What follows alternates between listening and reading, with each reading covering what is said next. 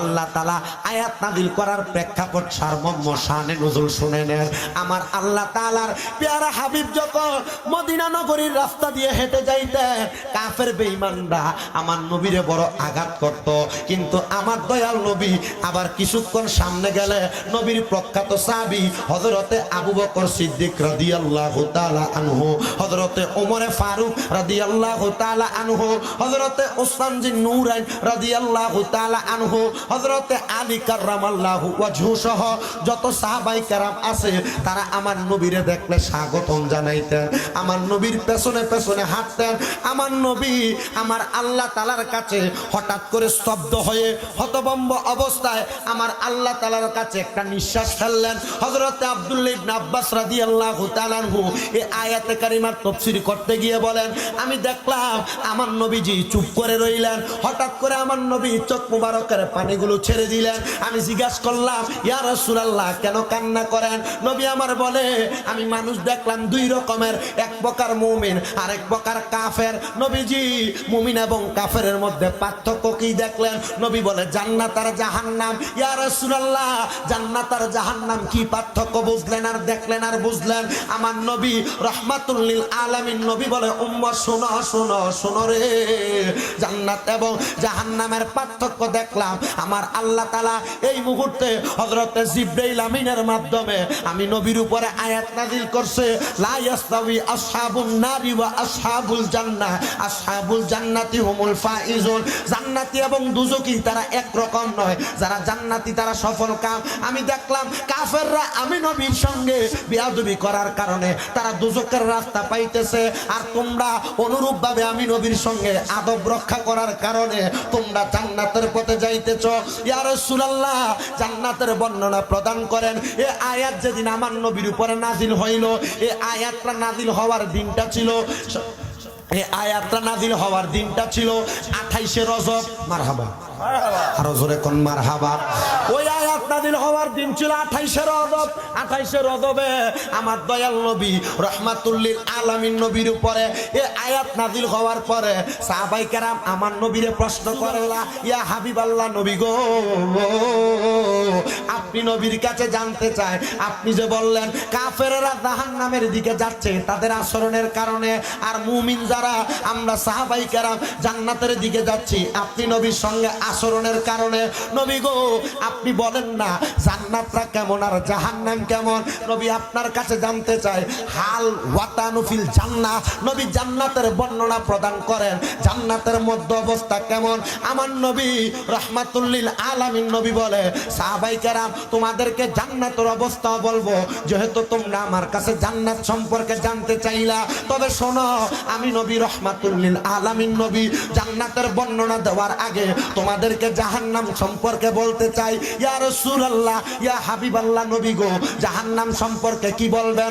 আমার নবী রাহমাতুল লিল আলামিন নবী বলে, আমার আল্লাহ তাআলা যখন আমি দয়াল নবী রাহমাতুল লিল আলামিন নবীকে দুনিয়ার জমিন থেকে হযরতে উম্মে হানির ঘর থেকে আমার আল্লাহ তাআলা সর্বপ্রথম বাইতুল হারাম মক্কা শরীফে নিলেন, মক্কা শরীফ থেকে আমি দয়াল নবীরে বোরাক পিঠে সাওয়ার করাইয়া বাইতুল মুকাদ্দাসে নিলেন, বাইতুল মুকাদ্দাস থেকে আমার আল্লাহ তাআলা আমি দয়াল নবী রাহমাতুল লিল আলামিন নবীকে প্রথম আসমান, দ্বিতীয় আসমান, তৃতীয় আসমান, চতুর্থ আসমান, পঞ্চম আসমান, ষষ্ঠ আসমান, সপ্তম আসমানে বাইতুল মামুর মসজিদে নিছে।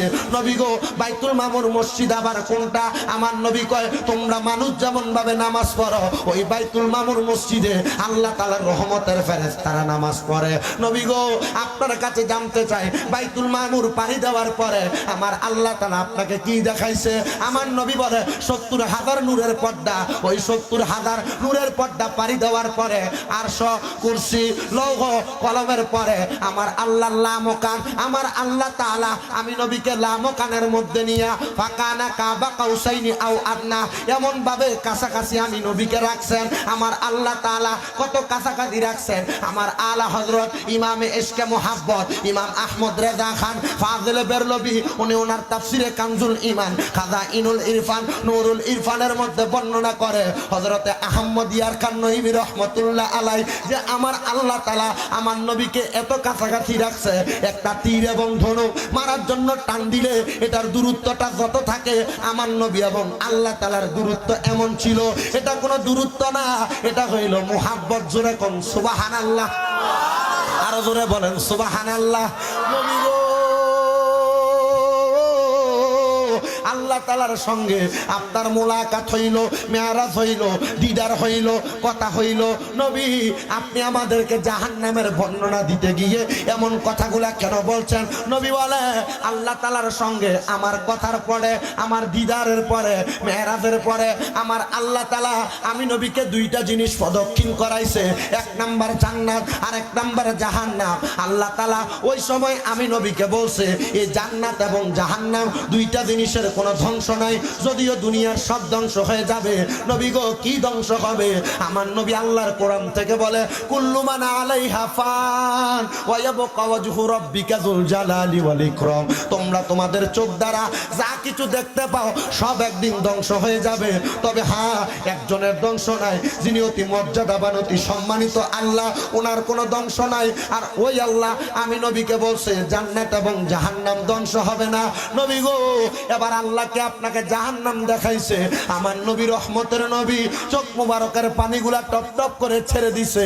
আমার নবীজি রাহমাতুল লিল আলামিন নবী বলে উম্মত রে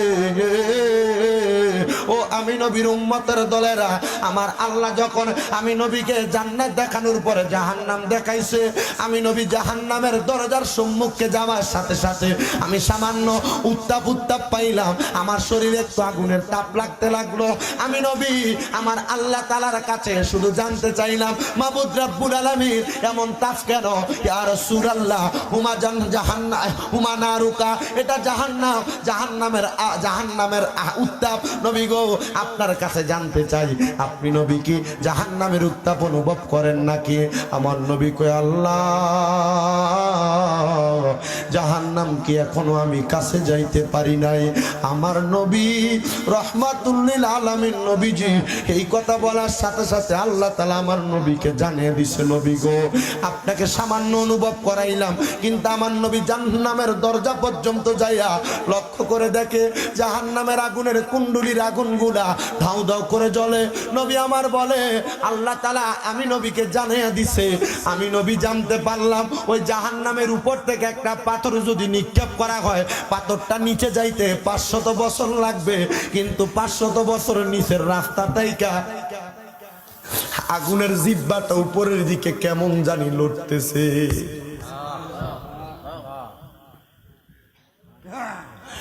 ইয়া রাসূলুল্লাহ নবী গো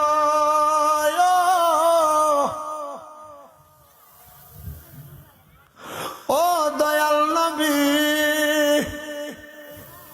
ওই জাহান্নামে কে পুরব আর আমার আল্লাহ কারে পুরাইব? আমার নবী কান্দে আর ডাক দিয়া কয় শোনো রে উম্মত, ওই জাহান্নামে ওই ব্যক্তিগুলারে পুরাইব, এই ব্যক্তিগুলা আমি নবীর পথ মতে চলে নাই।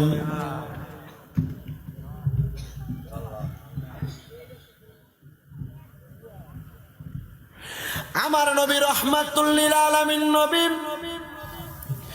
জানিয়ে দি উম্মত জাহান্নাম যন্ত্রণাদায়ক জানার পরে তোমরা কি আফসোস করো? হযরত আনাস ইবনে মালিক বলে আমি ওই সময় আমার নবীর মজলিসে বসা ছিলাম, আমি দেখলাম নবীর প্রখ্যাত বড় বড় সাহাবায়ে কেরাম হযরতে সাদ ইবনে মুনাওয়ার মাথা চক্কর দিয়ে মাটিতে পড়ে গেছে। সাদ ইবনে মুনাওয়ারের দায়িত্ব ছিল মসজিদে নববীর সামনে দাঁড়ায়া দাঁড়ায়া আমার নবীর দরবারে মানুষ আসা যাওয়াটাকে পাহারা দিত। ওই সাদ ইবনে মুনাওয়ারের মতো সাহসী একজন সাহাবী মাথা চক্কর দিয়ে নিচে পড়ে গেছে। সে যখন মাথা উঠাইলো তারে প্রশ্ন করলাম, ও সাদ ইবনে মুনাওয়ার তুমি কেন পইরা গেলা? বলে আল্লাহর কসম আমার নবী যখন জাহান্নামের বর্ণনা দিছে রে, আমার কাছে মনে হয়েছে এইনি মনে হয় জাহান্নামের আগুন আমার সামনে। নবীর সাহাবায়ে কেরাম এই জাহান্নামটারে কেন ভয় করছে জানোনি? কারণ তারা যদি ভয় কইরা আমাদেরকে দেখায়া দেয়, শিখিয়া দেয়, বুঝাইয়া দেয়, আমরাও ভয় করব। কিন্তু আমরা তো জাহান্নামরে ভয় করি না। যদি ভয় করতাম কোনোদিন নামাজ ছাড়তাম না, যদি ভয় করতাম কোনোদিন আল্লাহর ইবাদত ছাড়তাম না, যদি ভয় করতাম কোনোদিন মা বাবার মনে কষ্ট দিতাম না, যদি ভয় করতাম কোনোদিন ওয়াদা দিয়া ওয়াদা ভঙ্গ করতাম না, যদি ভয় করতাম কোনোদিন মুখের ভাষা খারাপ করতাম না, যদি ভয় করতাম কোনোদিন আমরা সুদ খাইতাম না, যদি ভয় করতাম কোনোদিন আমরা গোশ খাইতাম না। এবার বলেন আমরা মুসলমান হিসেবে আল্লাহর ওই জাহান্নামের আগুনে ভয় করার দরকার আছে না নাই? কবরে রিয়াজাব দি মানুষ দেখি তো কন্যা কবরে রিয়াজাব মানুষ দেখি তো গরবারি সারিয়া পাগল হইত। বলেন গরবা রিয়া পাগল হইত। বন্ধু নাই রে বান্ধব না যেই জায়গায়, বলেন না বন্ধু না, এই মোবাইলটা দে, যেই জায়গায় সেই জায়গার মালিক নবী মুস্তাফায়। বলেন সেই জায়গা তো এখানে দিয়ে দিন মুস্তাফায়। আল্লাহুম্মা সাল্লি আলা মুহাম্মাদ ওয়া আলা সাবিসানা তো সাবিসানা বাদানো। ও যাদবপুর এলাকার বাবাজিরা, আমার নবীজির প্রাণের সাহাবা সাদ ইবনে মুনাওয়ার কয় বুঝলাম। এরপরে আমার নবীকে শুনলাম, আমার নবী জান্নাতের বর্ণনা দেয়। ইয়া রাসূলুল্লাহ জান্নাত কেমন আপনি নবী বলেন। আমার নূরের নবী রহমতের নবী কয় শোনো রে জান্নাত কেমন। আমি আগে জান্নাতের বর্ণনা দেই। আমার আল্লাহ জান্নাত এত সুন্দর করে বানাইছে, জান্নাত বানানোর সময় আমার আল্লাহ একটা স্বর্ণের ইট দিছে, একটা রূপার ইট দিছে, আরেকটা স্বর্ণের ইট দিছে, আরেকটা রূপার ইট দিছে। স্বর্ণ আর রূপার ইট জোড়া লাগাইয়া আমার আল্লাহ তাআলা লাল ইয়াকুত পাথর দিয়া জান্নাতের মধ্যটারে জোড়া লাগাইছে। নবী গো এত সুন্দর জান্নাত যে আল্লাহ বানাইলো, এই জান্নাতে কারা থাকবো? আমার নবী কয় এই জান্নাতে থাকবে তারা। নবী কারা? আমার নবী বলে দেয় রাদিয়াল্লাহু আনহুম ওয়া রাদু আন, যারা আমার আল্লাহর প্রতি খুশি, আবার আমার আল্লাহ যাদের প্রতি খুশি তারা ওই জান্নাতে থাকবে। শুধু তাই না উলাইকা আল, আমার আল্লাহ তাআলা বলে যালিকা লিমান খাশিয়া রাব্বা, ওই জান্নাতে থাকবে তারা যারা আল্লাহকে সবচাইতে বেশি ভয় করে। ও আল্লাহ ওই জান্নাতটা দেখতে কেমন আমার নবীর কাছে জানতে চাইছি। আমার আল্লাহ আমার দয়াল নবী রাহমাতুল লিল আলামিন নবীর মাধ্যমে জানায়া দেয় নবী গো আপনি আপনার উম্মতকে জানায়া দেন জান্নাতটা কেমন। জান্নাতিন তাজরি মিন তাহতিহাল আনহার, ওই জান্নাত এত সুন্দর এত সুন্দর, ওই জান্নাতের নিচে দিয়া একটা নহর প্রবাহিত হয়। ওই নহরের মধ্যে আমার আল্লাহ তাআলা এমন দামি দামি পানি রাখছে। আপনাদের এই লোকরা এই এলাকায় যাদবপুর আসতে যেই বৃষ্টিটা পড়লো, কাঠের বৃষ্টিটা, এটা নিচে দিয়া যে পানিগুলা যায়, এই পানির রং ঘোলাতে কাউকে যদি বলা হয় তোর 1000 টাকা দেওয়া হবে, এখান থেকে এক ঢুক পানি খাবে না। কিন্তু আল্লাহর নবী রাহমাতুল লিল আলামিন নবী বলে উম্মত রে ওই জান্নাতের নদীটার মধ্যে আমার আল্লাহ তাআলা ইন্না আতাইনা কাল কাউসারের পানি প্রবাহিত করবে, সারা বাম তাহুরা প্রবাহিত করবে। জান্নাতের ওই নদীর মধ্য দিয়া আমার আল্লাহ জান্নাতের লাবান প্রবাহিত করবে।